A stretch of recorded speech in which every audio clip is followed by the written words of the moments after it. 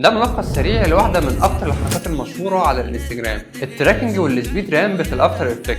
أول حاجة هتختار الكليب بتاعك، من قائمة التراكر هتضغط على استابيلايز موشن، هيظهر لك بوكس صغير على الشاشة. خلي نص البوكس في منطقة فيها كونتراست عالي، وكبر البوكس الخارجي شوية علشان ياخد تفاصيل أكتر. بعد ما التراك يخلص دوس أبلاي واختار الإكس والواي أكسس. هتلاحظ إن في خطوط سوداء ظهرت على الجنبين، كبر الفريم شوية علشان تشيلهم. بعد كده كليك يمين على اللاير واختار بري كومبوز وسميها مثلا كليب 1، وما تنساش تفعل خيار موف اول اتريبيوتس تو نيو كومبوزيشن.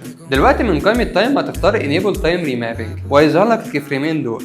انسخ الاولاني تاني علشان نعمل بيه لوب، علم عليهم كلهم ودوس F9 علشان تعملهم ايز. خش على سبيد جراف اديتور، ارفع الطرفين وزق النص شويتين كده، الفيديو هيبقى سريع ويبطأ في النص ويرجع يسرع تاني. قول لي عملت متابعه ولا لسه؟ ولو عايز الشرح كامل اكتب لي كلمه تراكنج في التعليقات وهبعت لك شرح كامل على اليوتيوب.